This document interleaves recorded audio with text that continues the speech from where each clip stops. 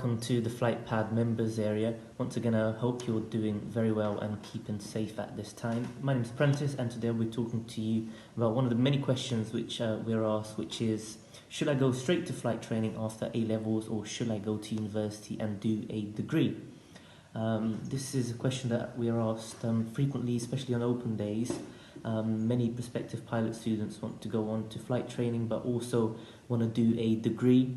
It's what I did. I'll talk a little bit later on about my story and my journey to the flight deck. But there are arguments for and against doing an aviation-related degree or any other degree before doing flight training and after flight training. There are many different options which you can take. But we'll be going through some of the different options so you can make your own decision and see which path is best for you.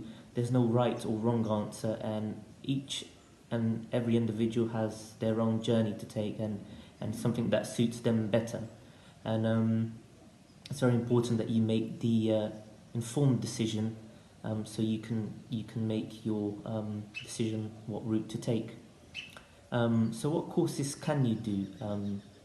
There are many university degrees out there, but I understand it can be a bit difficult to find an aviation-related one.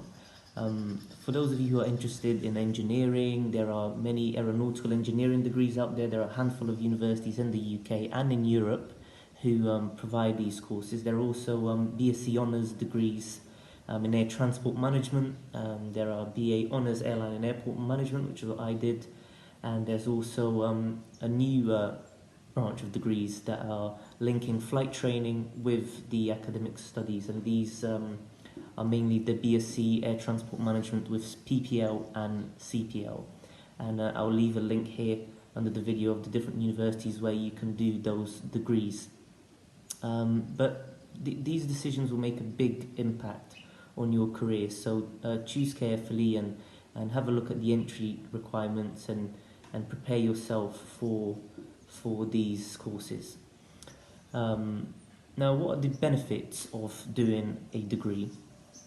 Well, for us pilots, it's a good advantage to have a degree, especially in aviation, because it puts you in a position where you know more about the industry before you begin work as an airline pilot, and you'll understand more about how the industry works. For example, during my course, I did a 4-year BA Honours in Airline and Airport Management, and we learned from the legal aspect into the environmental aspect, the political. We looked at the financial structure of the industry and all these other areas that you don't learn about when you go into flight training.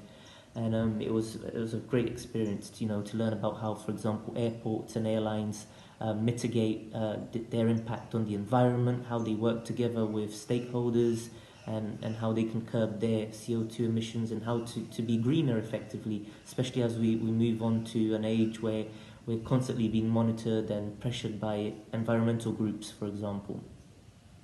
One of the other benefits of going to university as well is that because you're constantly dealing with reports and essays and data analysis, and your writing skills improve significantly as well.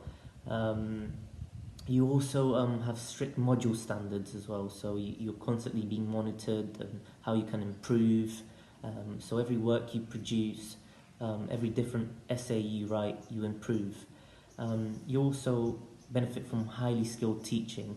In my university, all of our lecturers, they all worked in the industry for over 20 years.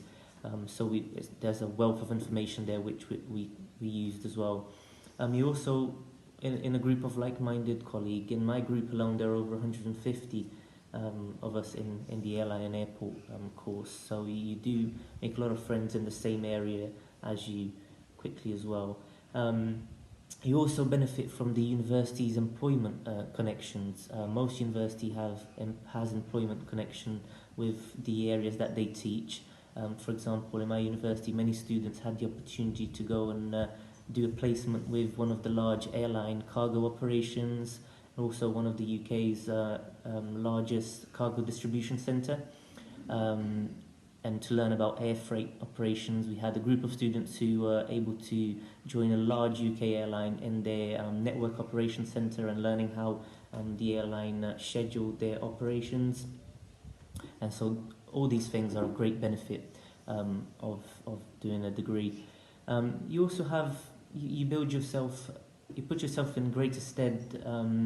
Should, for instance, touch wood, you lose your license, for example, you can rely on your degree and go into an administrative role within your airline or airport. And so that's always a good backup plan to have. Some people believe there are some disadvantages, though, of going to university, and that can be, for example, it incurs a bigger financial burden.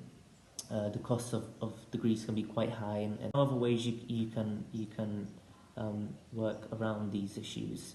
And it also may take you longer to become a pilot if you decide not to go straight into flight training and do a university degree first. But that's not always the case. Today, many universities, and I've left a link under here, are doing degrees where you can do your flight training and university at the same time. And these are courses which are designed to allow you to study and fly at the same time and complete your degree within a particular time frame. Now, when I began, when I finished A levels and I decided to go into university, I didn't go straight into university. I always knew I wanted to become a pilot, but I also wanted to have a degree as well. And my story begins in 2012. I finished school, and it was the Olympics, and I really wanted to have some experience in aviation, and I wasn't too sure if I wanted to take a gap year and travel or go straight into university. So I decided to take a gap year and work instead. I took that year off, and I went to Heathrow to look for jobs at the airport. I loved the airport. And everybody said, well, do you have any experience? And I said, not really, I'm just fresh out of school. And they said, well, you need to have some experience, which is fair enough. But I took one of the best opportunities at the moment, and it was the Heathrow volunteer scheme. We were called Team Heathrow, and our job was to hold a welcome plaque saying, welcome to the UK, and bring the athletes from the air bridge and take them to the arrivals. And that was my volunteer role, and I did that throughout the 2012 Olympics. And one day I was meeting a group of athletes and escorted them through the arrivals process, and a station manager from a particular airline had a chat with me, and we got talking, and she kindly offered if I would like a job at that airline. I said, oh yes, absolutely. So once the volunteering season was over, I went in, had an interview, and 2 weeks later, I was sent off to do a traffic agent course to work in flight operations for that airline, and learned a lot about load control, 777s, handling back office tasks like air passenger duty management and fee processing, and it was great. It gave me a lot of experience at the airport, and that year came to an end, and I went to university, carried on at that job at the airport. My university is in Ealing, and it was quite quick to commute. So after that first year of university was over, I was still working, and I thought, I think I can add a bit more. And so I decided to do my PPL during the weekends. This was year 2 of university now. And so I did my PPL throughout the summer of that year, and it was all going well. And then on the third year, I decided to change roles, and I went flying for a little bit as cabin crew. So I did cabin crew, university, and my hour building after I'd done my PPL. And I started to look at the ATPL ebooks, which is the second phase on the modular journey to gaining a CPL. And I started to revise in preparation for the ATPL exams. Now, when I finished university in 2017, I went into full-time ATPL studies, but thankfully I'd already had a look at the books beforehand, and did my ATPL course, and then went on to do the CPL flight training in the UK under the modular route.